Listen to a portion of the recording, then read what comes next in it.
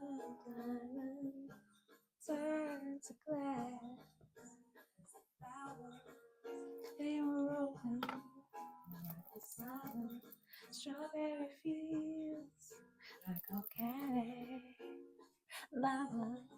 I melted to your passionate kiss.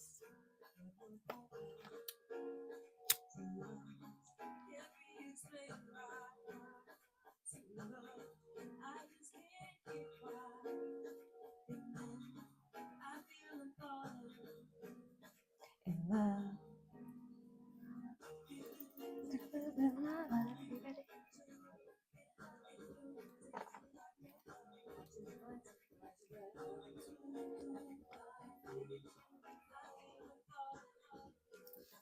In love. Be right back. I'm back. Okay, so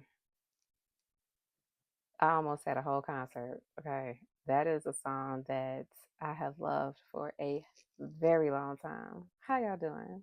I'm Dee. I'm your nurse. I'm your spiritual therapist. I'm your big sister. I'm your travel agent. I am your company for the night, and I am so happy that you tuned in to be with me. I'm excited. Are you? Father God, in the name of Jesus, we thank you for this beautiful, wonderful evening. We thank you for this opportunity to come together and just take a deep breath and breathe and pause before we get ready for bed, before we head out for the evening, whatever it is that we're getting ready to do. I thank you for this opportunity to be with you.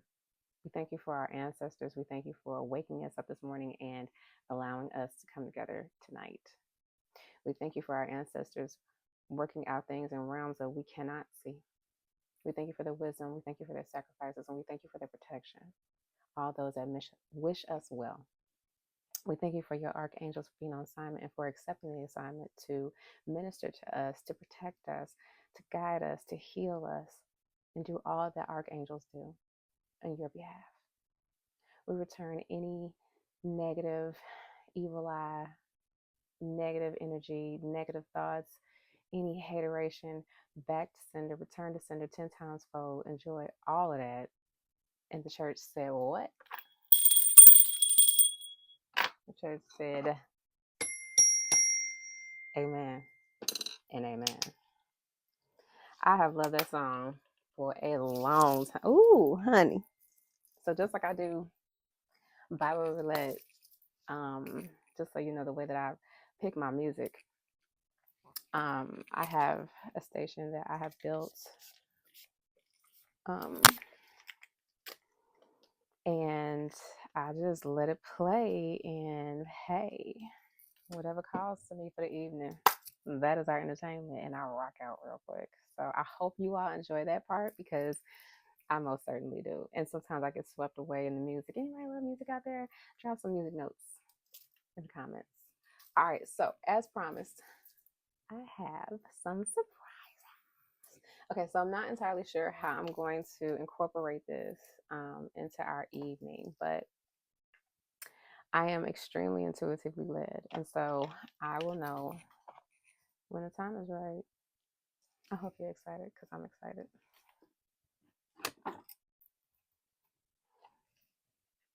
All right. And for those of you all who do not know, this is the part that we have deemed the Blessed Seven. I'm going to pull some Bible verses here for you from my deck, as the Lord will see fit, as I am a happy and willing conduit for the Lord to speak through me whatever the Lord should have me say. I give all credit to the Most High. Ooh, couldn't even shuffle yet. All right, first card out. The Lord your God is in your midst, a mighty one who will save. I want to say this is the name of this chapter of the Bible. I want to say is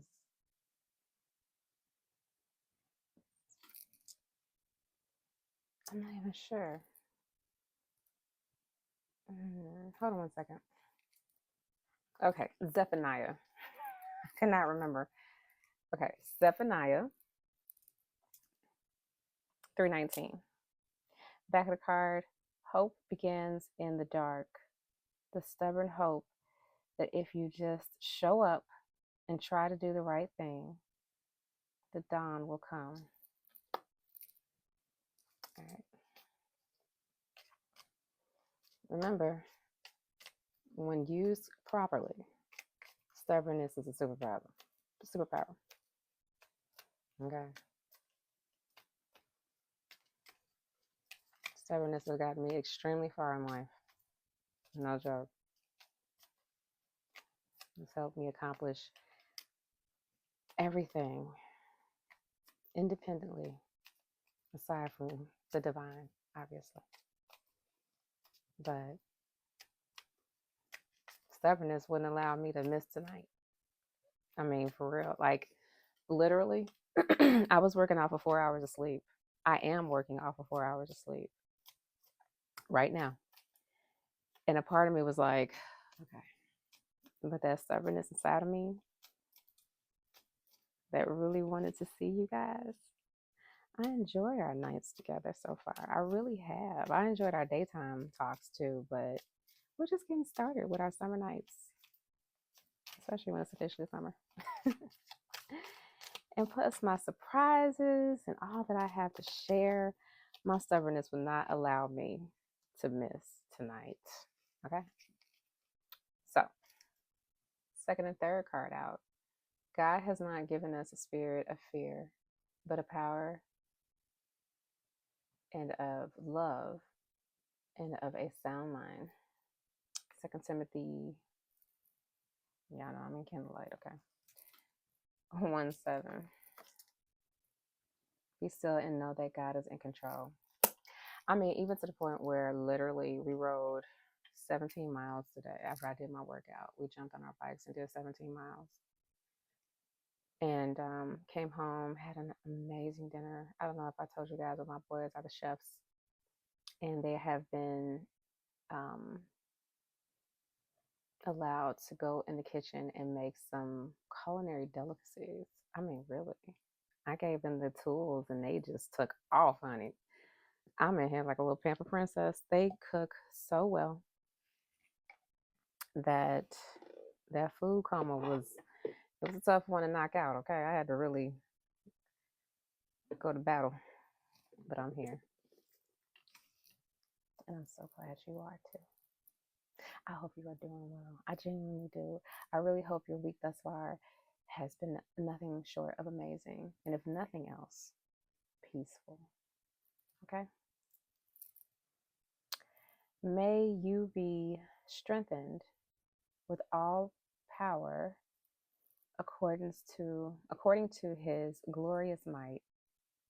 Colossians 1:11. I'm still just touch sleepy, so bear with me. I told you I had to knock that bug off me. I was ready to pass out. The stars may fall, but God's promises will stand and be fulfilled. J.I. Packer. So, I think I'm ready to tell you the surprise. I have incorporated other decks. And I have, let's see, 1, 2, 3, 4. I have 4 decks here. I had 5, but the one deck was just like, it was the perfect size for my tiny little 5-year-old size hands. But it was just too many cards. It was like 200 mini cards that would have been nice, but it was 200 cards. And it was just like, yeah, this ain't gonna work. But we do have 4 other decks here. And so I think what I'm gonna do is, excuse me, we're just going to try a deck of night and see which one we like. See what other messages we get before we do our Bible roulette. Or perhaps we'll do it after Bible roulette. We'll see. And I'm learning about this mic. I had it on in yesterday's video or last night's video and realized that my hair was just like all in the microphone. It had its own little commentary. So again, I'm learning, I'm evolving. Oh, really? 15 cards just found the floor. So yeah, I'm excited about these new decks. Wait till I show you what I got. Because I am definitely an intuitive speaker, you know.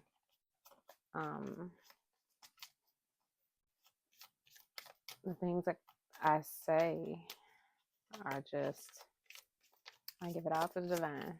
I give it all to the divine. So I'm excited. I'm always excited to see how the night is going to go, the day is going to go, the advice that I'm going to give. We got 3 out here. Be still and know I am God. Know that I am God. Psalms 46:10. If you make the Lord your refuge, he will order his angels to protect you wherever you go. Psalms 91:9-11. Yeah, so true.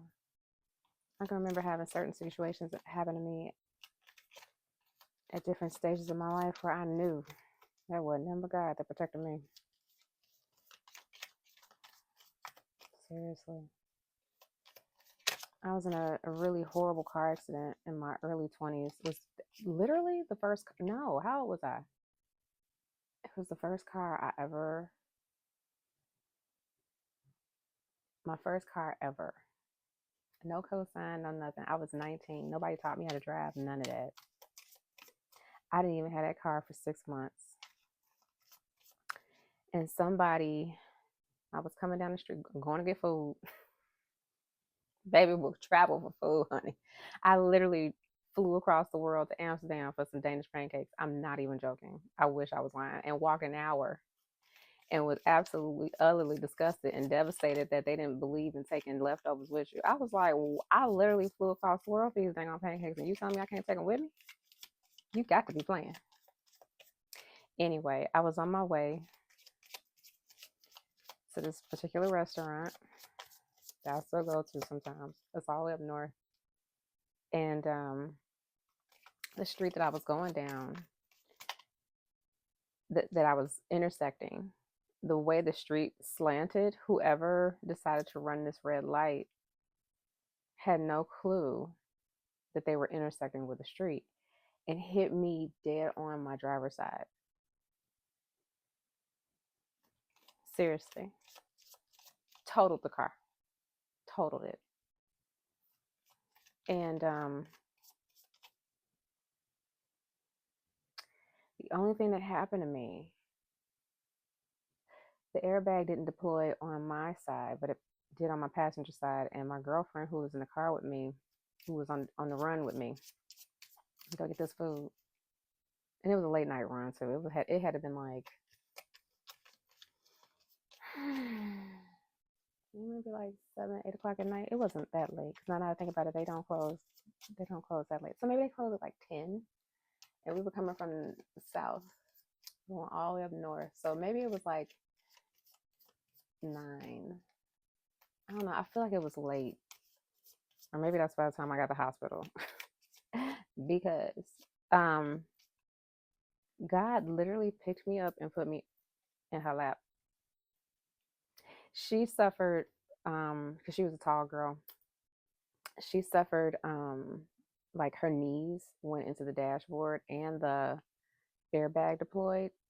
But it was almost as if God just picked me up by the back of my shirt and was like, "Boop," because I should have died. When I looked at the damage to the car, he broke the frame of my vehicle. I mean, he hit me dead on. He ran a light and smacked straight into me. I can remember the contact, the impact. I can remember, boom. And then that was nothing but God, that I'm sitting here today. They asked me if I had any neck injuries or discomfort, and I was uncertain. And so I learned the hard way. Don't ever say that, because they literally duct taped my head to a board for like 3 hours until I got an MRI. And I was livid because it hurts so bad. The back of my head was like being completely compressed into the back of this unforgiving plastic stretcher board. Yeah, really. I don't like blowing out stuff. In case you all hadn't noticed, I have my own spiritual reasons for not wanting to blow out things, but that was not going out. And so, yeah, you talk about God's protection. I mean, I had a reason to be here still, because otherwise that literally should have took me out. It should have took me out. I don't remember glass bursting, not a cut. The only trauma that I suffered aside from the memory of the impact was that God-forsaken board. Having my head smashed into the back of my head smashed into it. Okay.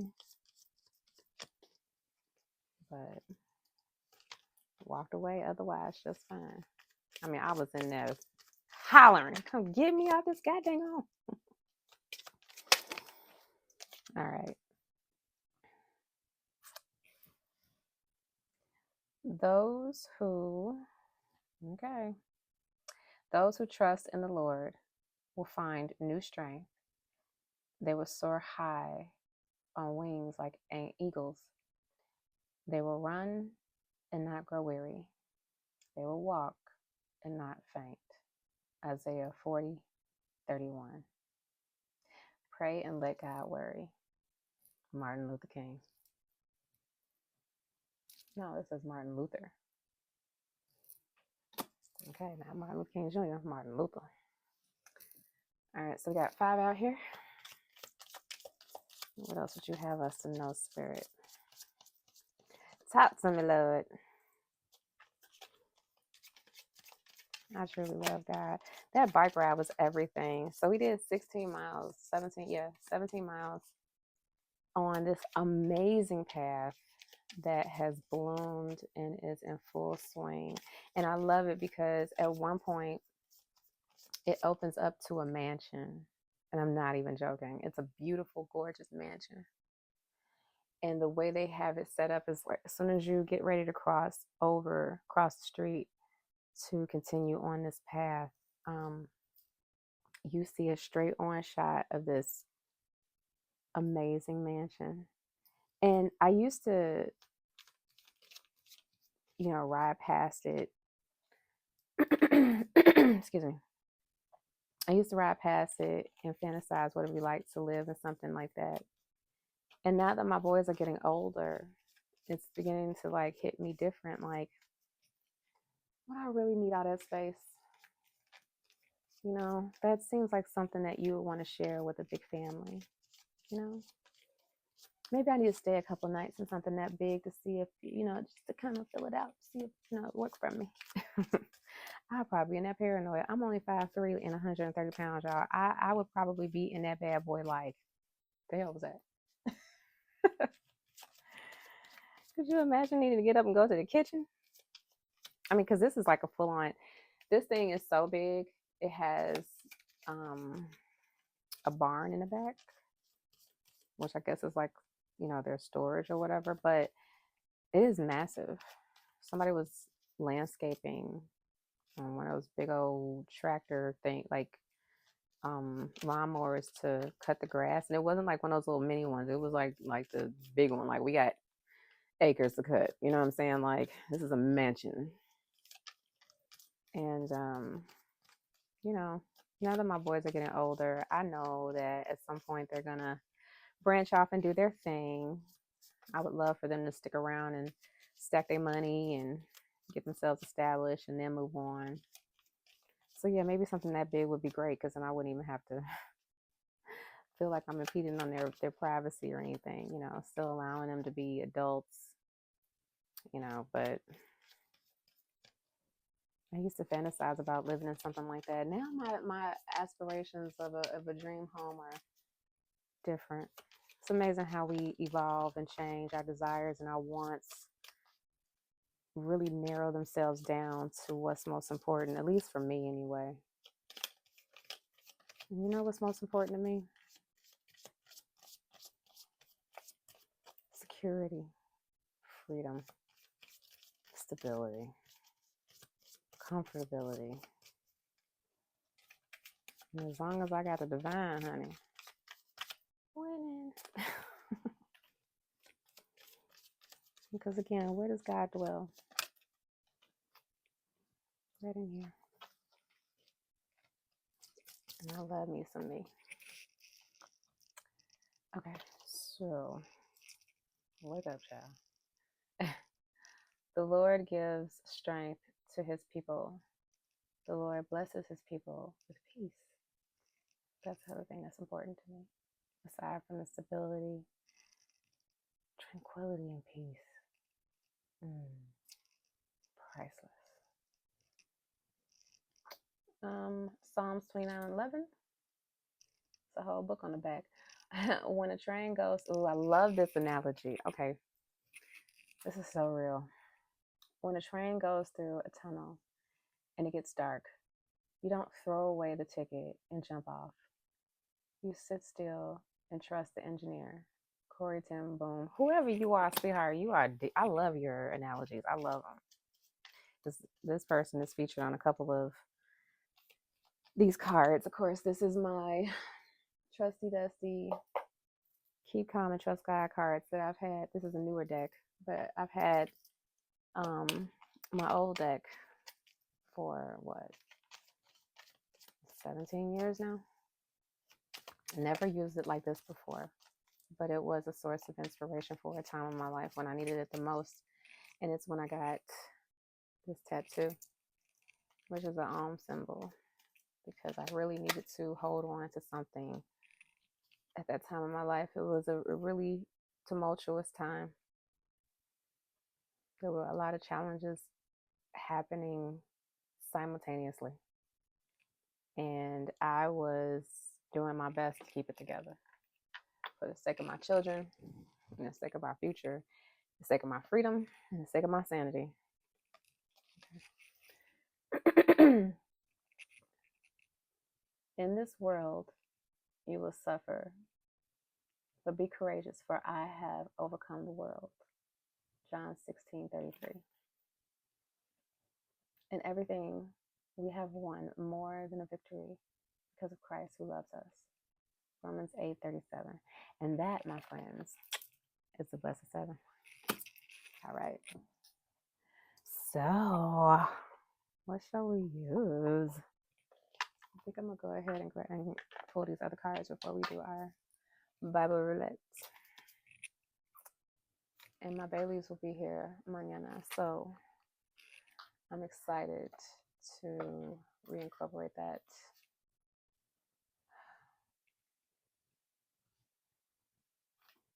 I feel like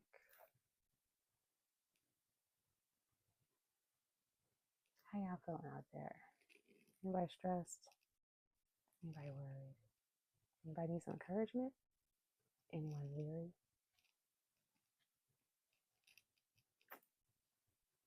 Let's do, you're talking to me. All right, we're going to do, ooh, I'm stuck. Stuck between these two.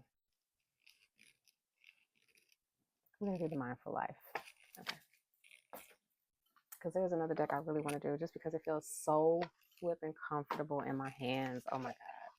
Again, hands the size of a 5-year-old. You can't tell. I have a small head as well. So, you know, I'm proportionate. Okay. I have long limbs though. Like my arm length is like an eagle. I started a tradition at one of my hospitals called the elevator selfie. And I literally would stand in front of everyone behind me and could use my arm as a selfie stick and get everybody, because I have long arms. I got long arms and long legs in comparison to my torso. What can I say? But I am proportionate. All right. This is the Rethink deck, affirmation, and mindful life cards. And this is a thick one, baby. So I'm going to try my best. If it gets to be too much, then we're going to go ahead and do this other deck because my hands can only grab so much. That's why that one deck was not going to work. 200 cards? Yeah, okay. I tried it because I'm, again, stubbornness is a superpower. So I tried it and it was like, child, please. Okay. I was getting hand cramps and everything. Like, yeah, nah. And I actually have another deck here that's just like, I'm gonna try it, but my hands again are quite teeny tiny. But you know what though? I love everything about me. I love my height. I love my complexion. I love the fact that I'm left-handed. I love the fact that I'm a woman. I love the fact I'm born a woman. Okay. I really don't understand this whole confusion out here about what defines a woman. I mean, medically speaking, if you were born with ovaries and a vulva, you're a woman. But anyway, I'm not even gonna start with any of that because I do not want the alphabet community, and I say that lovingly, on my ass. Okay, I'm just getting started, and listen. I've seen what they can do. This chapter. Okay, so we have 2 cards out here. Alexa, turn on left and right. Yeah, this is teeny tiny right, and I can't even do it. Hey y'all, can you see me now? Can you hear me now? Now that we've done that, let's see. Clarity. I possess unwavering clarity regarding my goals and vision, knowing precisely what I strive to accomplish. With unwavering focus and intention, I direct my actions towards success, channeling my energy profoundly and resolutely towards the realization of my aspirations. Can get out. Life celebration. I wholeheartedly celebrate each success and accomplishment I achieve along the way. I take time to recognize and appreciate my progress and milestones, embracing the significance of even the smallest steps forward in my journey. I like this. And this is my first time dealing with this deck, okay? And I like it because people tend to take, it's almost as if the things that you have accomplished in life start to lose its significance. But when you, as my aunt always says, on her voice recording, hold on a second. Okay, I'm back. My son has allergies and I can hear him blowing his nose.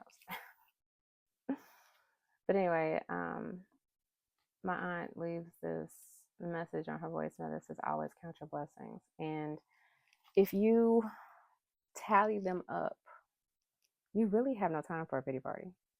You can honestly step back and see how the divine has carried you along. And that in itself should be reaffirming that if you've been carried this far, I always say there's no way that I've been brought this far just to be left here, just to be brought this far. Another one of my sayings is there's got to be more than life than this.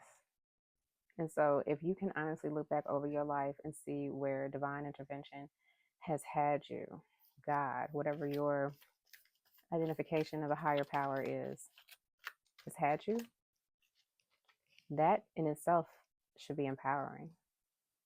Don't get it twisted. You have not done anything by yourself. God has supported you.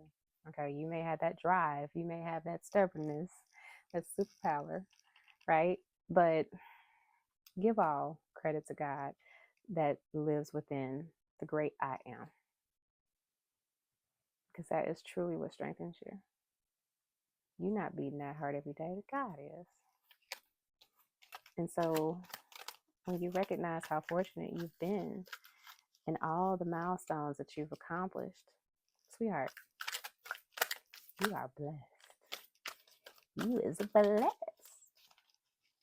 This is a big deck. I don't know. I'm about to do this. Okay. Inner child healing. Ooh, let's talk about it. You ready? I honor and nurture my inner child, tenderly healing the wounds of the past and embracing the pure joy and innocence within me. I release any pain or burdens, allowing my inner child to flourish and infuse my life with boundless happiness. And this is, I don't know if you can see that picture. Someone kissing a little baby. So, having been insanely independent at a very, very, I'm sure, controversial age, I found myself treating myself as my first child. That's how young I was when I left home. And asking myself, if I were my parent, my mother, what would I want for me? And that is literally how I've governed my life all the way up until even now. If I were my own parent, what would I want for me? And when I asked myself that question, I was still a teenager. And I said, well, I would want me to have an education. And even with my children now, I pose that question to them. If you were your father, what would you want for your son, i.e. yourself? What kind of man would you want him to be? And let that drive you. Honor your inner child. Honor your imagination. It was given to you as a tool to help you manifest the life that calls to you, that you are meant to align with. By honoring your inner child, you honor your own soul's quest for whatever you have signed up to be here for. And what does that look like? When people talk about, healing, it's getting back to what made you light up as a kid. Even though my childhood was brief, okay, I had a point in my life where I had gone through some really rough things that left me completely stripped of my own identity for a time. There's a thing where you deal with narcissistic abuse to the point where you go into what's called a narcissistic fog. If you don't know what that is, please Google it. It's a real thing. I didn't think that was even possible. Narcissists will take the strongest and try to destroy them. And so once I had taken my power back, I remember looking in the mirror one day and I didn't know who the hell I was looking at. I have been so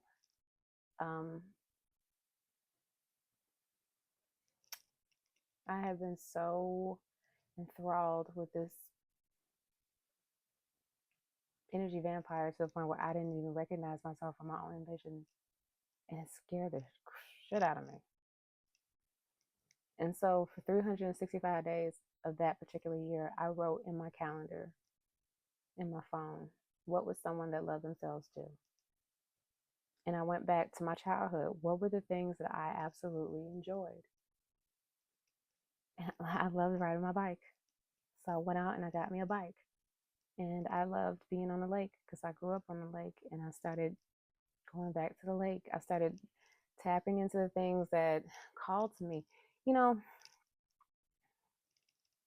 Children deserve way more credit than they're given in our society. They are devoid of cynicism. They I think adults tend to project that onto them, unfortunately. I remember having things projected onto me as a child because of the broken individual that I was around on a regular basis. But children are so pure in energy and so connected to the divine. They know. My youngest son has known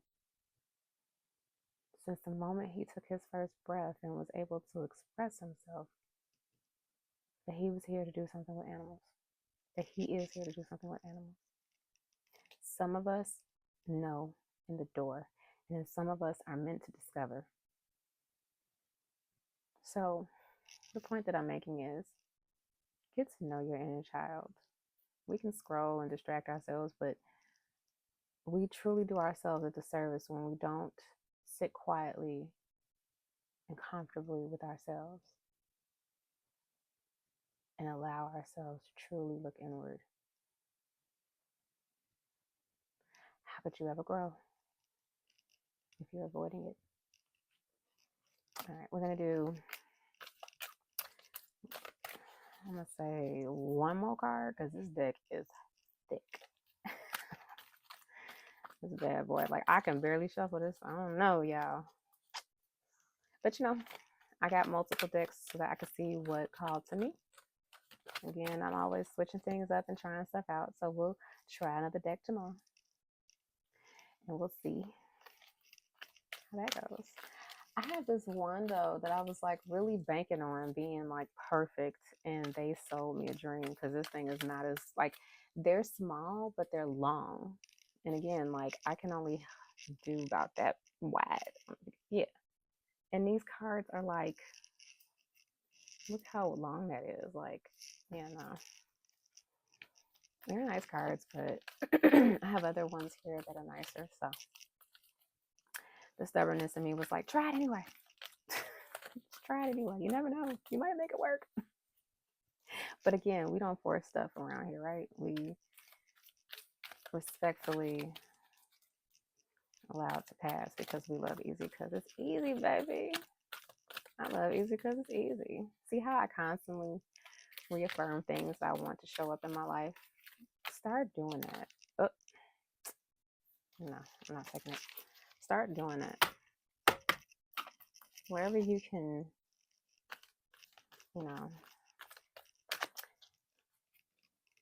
weave positivity into your conversation, especially in regards to yourself and how you want your life to be. Growth mindset. All right, so this is the last card because my hand is like, girl, leave me alone. It's one too many. I think this one is like 90 something. Hold on.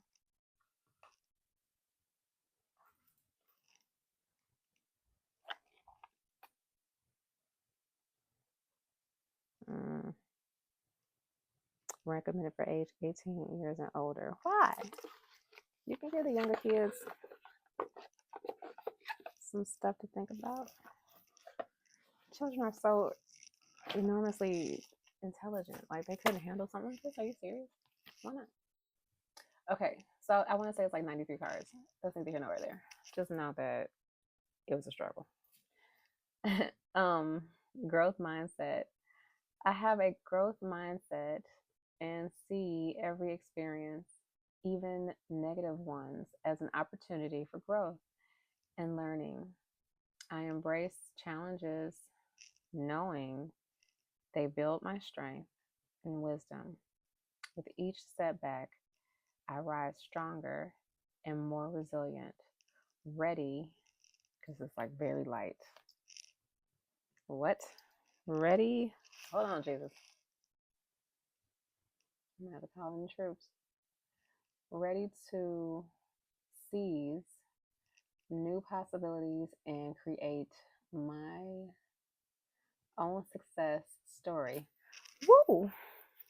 Now, if I get on here with my glasses, y'all gonna be like, wait a minute, who is that?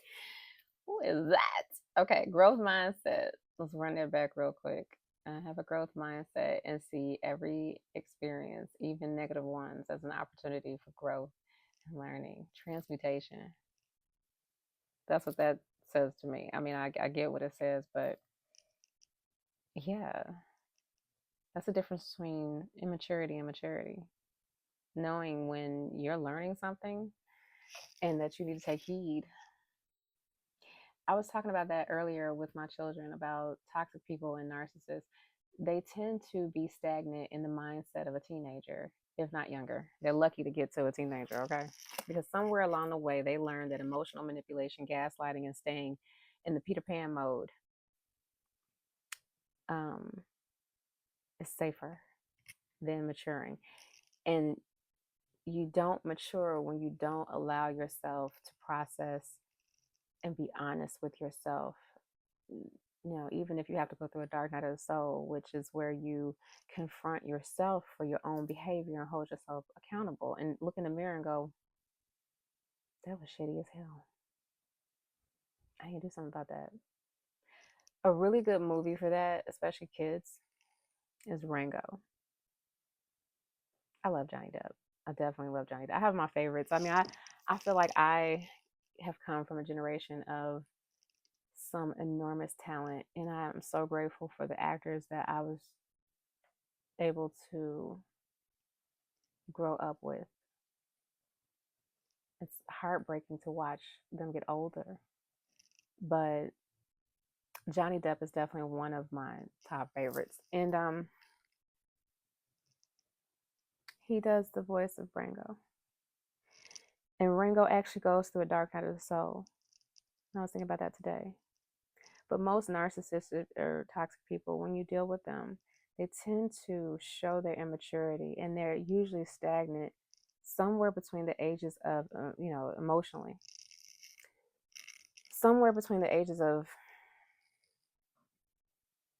I would say 5 and 18. And like I say, you're lucky if you get 18. Okay. But you do yourself a horrible disservice. Like I say, the L in life is for learning, and the L in learning is for life. You cannot possibly mature and grow if you're not paying attention to what you're learning. And as someone I once truly respected said, if you don't learn your lessons the first time, you are doomed to repeat them. So, all right, we have 4 perspective cards out here. I'll figure out what I want to name these and put them in the description along with our Blessed 7. And we're going to move on to our Bible. Okay.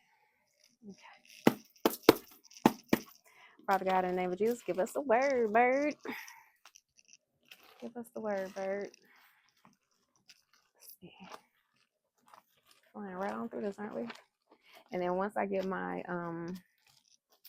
bay leaves back and pop in a rotation, we'll be good to go. All right. For those of you that don't know, and this is your first time, this is the part that we call Bible Roulette or Bible Mancy. Let me see what the divine message is before I send you on to the rest of your evening to enjoy as you see fit. Just do me a huge favor and stay safe. Okay? Don't do anything foolish. And if you should indulge in spirits, which that is exactly what alcohol is, just understand that that is an energetic thing that you need to be very mindful of. Okay?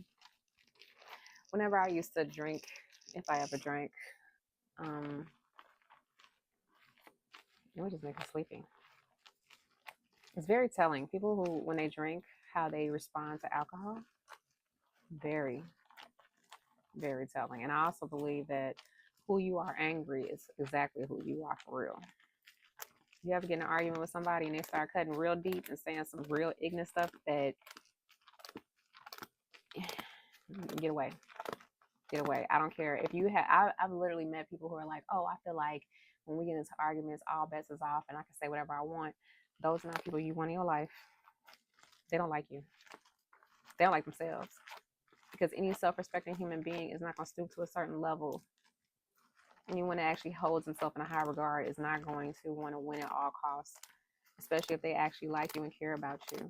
Because when dust settles, you want to be able to still be, people are going to, have their disagreements.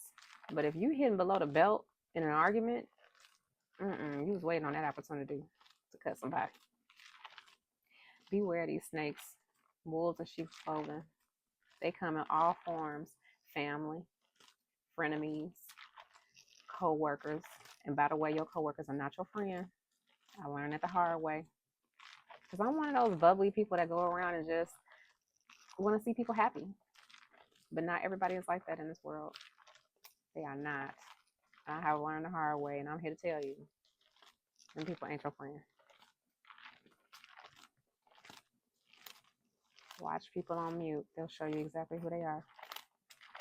It's a dang on shame, because you can be just as genuine as you want and dealing with the most phony, fake, ignorant. I don't even have it in me to fake anything. You gonna know if I don't like something, because I can't. Sources don't like to be uncomfortable. And what am I gonna lie for? I don't even want to have to remember to lie to keep it up. Sources are some of the most honest people on the planet, because we ain't got time for that. We need to all know. I don't like the word work, but I had a CNA that I am an RN, that I would be paired with, who I knew didn't like me. I think she was a Taurus as well. We didn't like each other. I mean, I didn't have a problem with her. She didn't like me for whatever reason. I didn't give a damn. We had a job to do. And so because of that, we worked very well together, actually. It's very interesting. Because of that honesty, we were able to push past that and get the job done respectfully. I'll take that any day. I'll take somebody that don't like me, and I know that on the table. So I know how to move accordingly, versus some snake in a bush. You got to be the most self-loathing individual to pretend to like someone for whatever selfish gain. What, to be in somebody's business, to hate on them secretly? Like, think about that. That's got to be a mental issue. And if you're that way,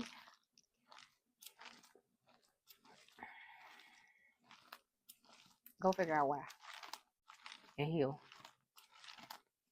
Because there are so many reasons in this world to be happy. You know, in a heartbeat, I'll take a deep breath, right? Deep breath is enough to should make you feel grateful. Because I know people right now who are never coming off of ventilators. They're never coming off of oxygen. They're never coming off their BiPAPs. They're never coming off their CPAPs. They have congestive heart failure. They got all kinds of issues. We're taking a deep breath. It's something that the average person takes for granted, but they would absolutely love to be able to do. So let's do it right now.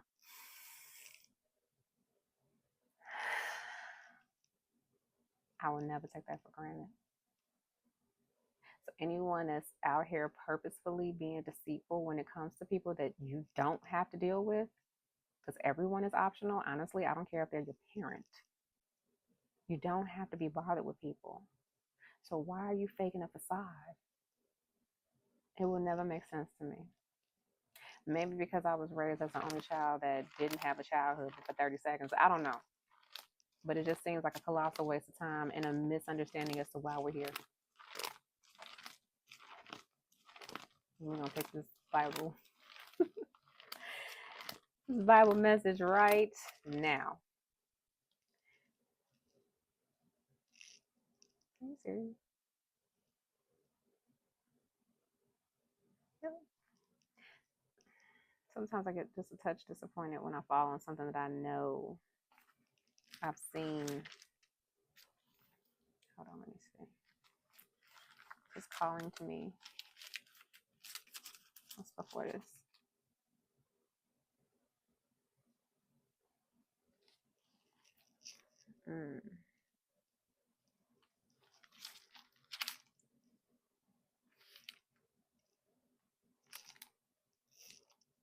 All right, Lord, what you telling me?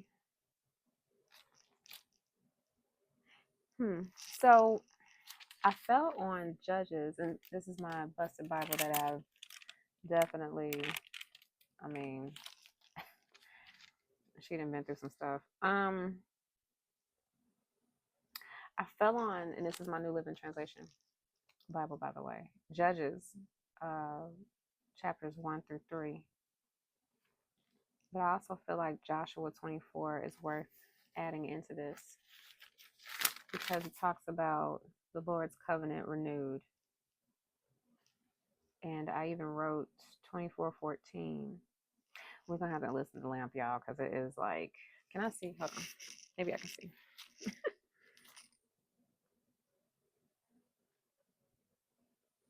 24:14. Okay, let's do it. So, this is the Lord's renewal. This is Joshua 24, and I'm going to read verse 14. So fear the Lord and serve him wholeheartedly. Put away forever the idols your ancestors worshipped when they lived beyond the Euphrates River and in Egypt. Serve the Lord alone.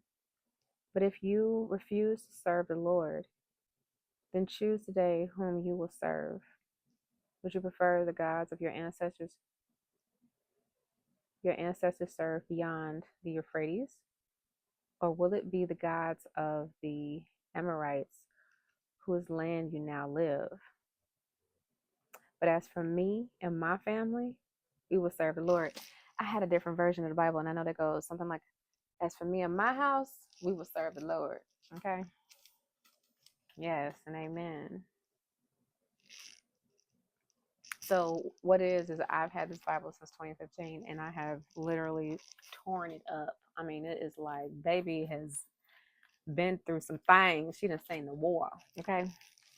And I have read it front and back and front. And so I had been called at different times to highlight, underline, write, just make this my own little Indiana Jones book, But what was it? His dad's journal. And so when I read stuff, it's, things I have underlined and highlighted and asterisked and noted over the years. And I call them the hors d'oeuvres because this is your meal, but these are your hors d'oeuvres. These are the things that stood out to me when I went through it. And I encourage you to, when this is over and done, to pull out your book or get online and Google the chapters that I've mentioned and get your nourishment on. Okay? Man shall not, what does it say? Man shall not live or survive off of bread alone. Make sure you get into a word. It does not have to be a Christian Bible. Whatever your faith is, however God calls to you. Because I really believe that God, just like we have so many different versions of ourselves, God speaks to us and calls to us and aligns to us in different ways. And so I don't think any of it is wrong because at the base of almost every single belief, it all boils down to human decency and love. Unless you're an atheist or Satanist. But we ain't talking about that. So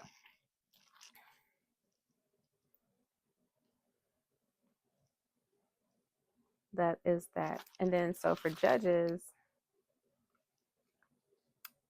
and then I have to write down every time I come across this stuff now because I've been in this book so much that now I'm tracking how often I fall on stuff just to kind of keep up.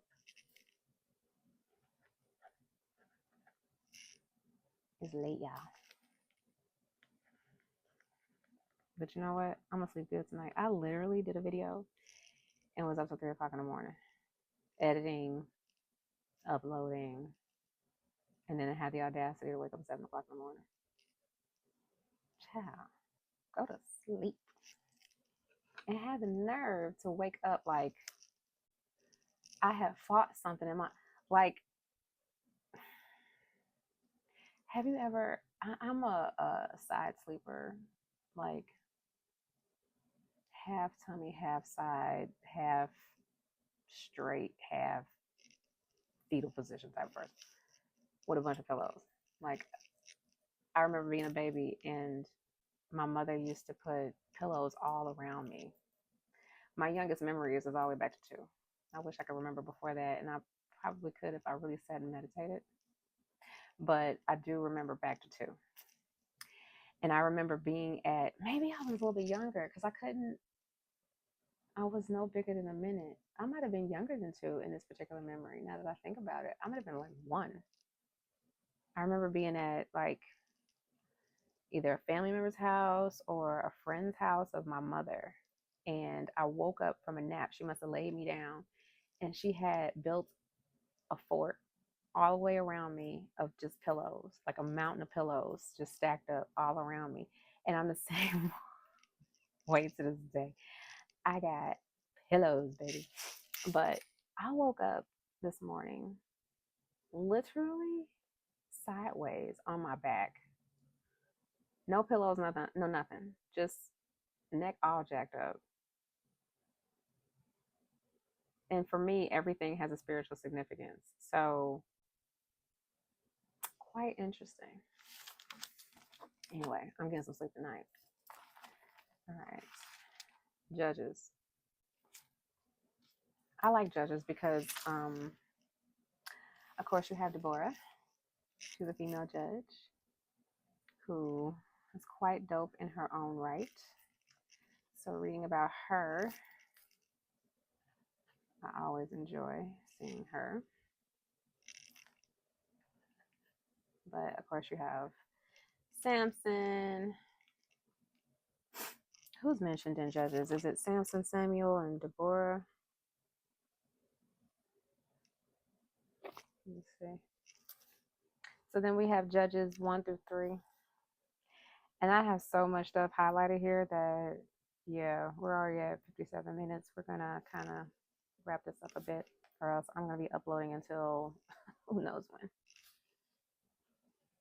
It's so ridiculous how long it takes to upload. Oh my gosh. Okay, so little nuggets that I think are most important. Yeah, this first part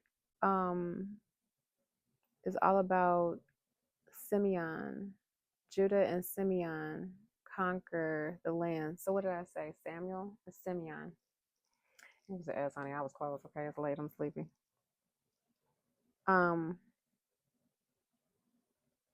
After the death of Joshua, the Israelites asked the Lord, which tribe should we go first to attack the Canaanites? And so they captured the king, Adonai-Bezek. And he makes a statement because they actually, man, karma is a mother. Sometimes karma will come back exactly the way you dished it, or not you, because we know you don't do that. The exact way that people, especially operating in low vibrations, dish it out.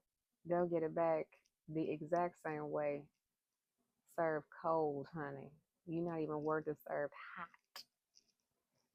We're not gonna say you, okay? Because I don't believe in, like, I use a lot of examples, and I'll try my best not to include anyone in my presence in my examples because I don't want to speak anything over anyone. So be mindful of that, okay? So it says Adonai-Bezek says, I once had 70 kings and their thumbs and big toes cut off, eating scraps from under from under my table.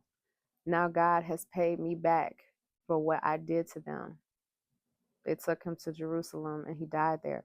Because right before that, and that was Judges 1:7 and 6, it says Adonai-Bezek escaped, but the Israelites soon captured him and cut off his thumbs and big toes. Got all that back 10 times fold. Enjoy. Telling you, isn't it? It don't pay to be nasty. It don't pay to be evil, and it don't pay to be ugly.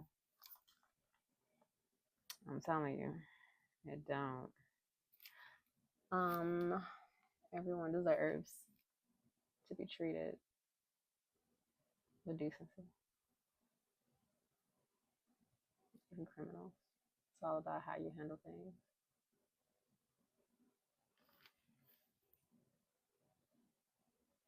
That's why I love Solomon. Solomon was such a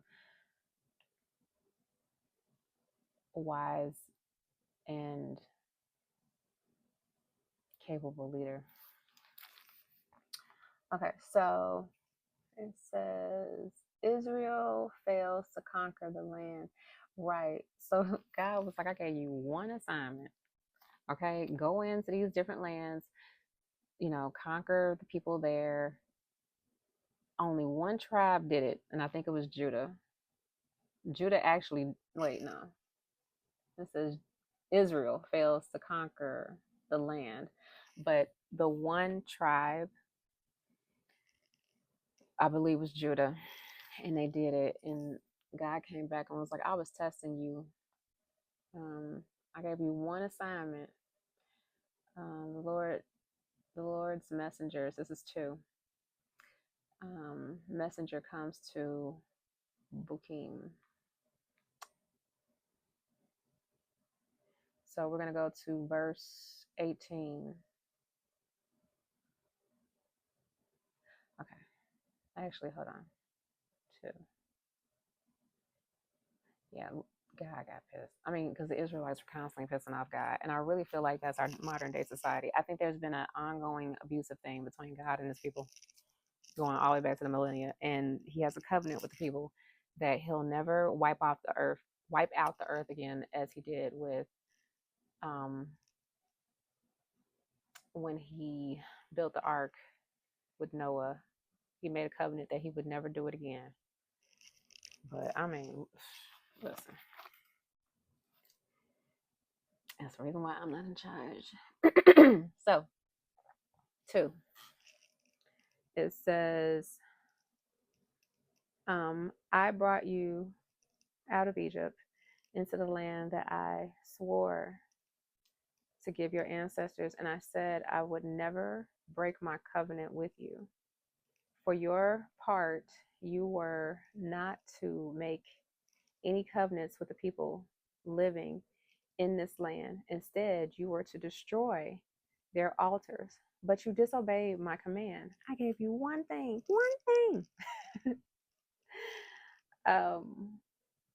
Why did you do that? Why did you do this? So now I declare that I will no longer drive out the people living in your land. They will be thorns in your sides, and their gods will be a constant temptation to you. Then we go over to 2:10. Israel disobeys the Lord again. You don't say again, but I'm saying again. Excuse me. After the generation died, another generation grew up who did not acknowledge the Lord or remember the mighty things he had done in Israel. The Israelites did evil in the Lord's sight and served the images of Baal. They abandoned the Lord, the God of their ancestors, who brought them out of Egypt. They went after other gods, worshiping the gods of the people around them. They angered the Lord.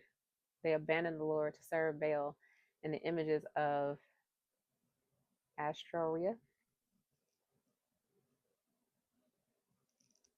Okay. This made the Lord burn with anger against Israel. So he handed them over to raiders who stole their possessions. He turned them over to their enemies all around, and they were no longer able to resist them. Every time Israel went to battle, the Lord fought against them, causing them to be defeated as he had warned, and the people were in great distress. The Lord rescues his people. It's this back and forth where, just like parenting, the kid defies, the parent has to put his foot down, kid doesn't like the punishment, and the parent's like, okay, you suffered long enough, you can come out the corner. So it says, then the Lord, this is verse 16. So this is Judges 2, verse 16. Then the Lord raised up the judges to rescue the Israelites from their attackers. Yet Israel did not listen to the judges, but prostituted themselves by worshiping other gods how quickly they turned away from the path of their ancestors who had walked in obedience to the Lord's commands. Whenever the Lord raised up a judge over Israel, he was with the judge and rescued the people from their enemies. throughout the judge's lifetime. For the judge took pity on his people who went burdened by oppression and suffering. But when the judge died, the people returned to their corrupted ways, behaving worse than those who had lived before them. They went after other gods, serving and worshiping them, and they refused to give up their evil practices and stubborn ways. The audacity. I don't know. I've loved God so much my whole life to the point where that doesn't mean I never sinned, okay? I'm not sitting here saying I'm as white as a driven snow. But you know when you not doing right. Some people don't even have the consciousness to even realize or even give a damn. And I feel for them because that's pretty brazen. I'm pretty feisty, but I ain't stupid. 20. So the Lord burned with anger, and again Israel. Oh, sorry, I'm sorry. So the Lord burned with anger against Israel. He said, "Because these people have violated my covenant, which I made with their ancestors, and have ignored my commands, I will no longer drive out the nations that Joshua left unconquered when he died. I did this to test Israel to see whether or not they would follow the ways of the Lord as their ancestors did. This is why the Lord left those nations in place. He did not quickly drive them out or allow Joshua to conquer them all."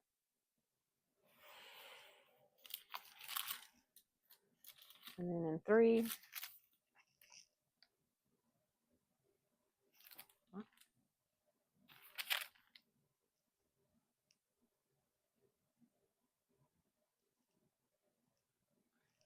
something about these people. Okay, so this is 3 verse 4. These people were left to test Israel to see whether they would obey the commands the Lord had given their ancestors through Moses. So the people of Israel lived among the Canaanites, the Hittites, the Amorites, the Perizzites, the Hivites, and the Jebusites, and they intermarried with them. Israelite sons married their daughters, and Israelite daughters were given in marriage to their sons. And the Israelites served their God. They did it anyway. I don't know. God gives you free will. You know, it's up to you what you do with it. I just know however the first half of your life went is going to dictate how the second half of your life goes. Because energy does not lie. You can try to put all them skeletons in the closet, honey. But them bitches is falling out eventually. 9. But when the people of Israel cried out to the Lord for help, the Lord raised up a rescuer to save them. His name was Othniel, the son of Caleb's younger brother, Kenaz. The Spirit of the Lord came upon him, and he became Israel's judge. He went to war against King Cushan Resh Athaim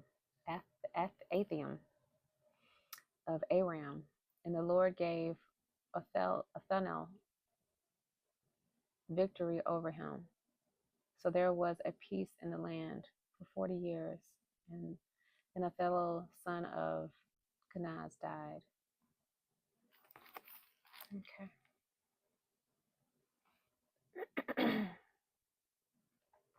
All right, last little nugget, children, and then we're going to go to bed or move on for the evening, wherever you're headed. And you promise to stay safe, remember? All right, last little nugget.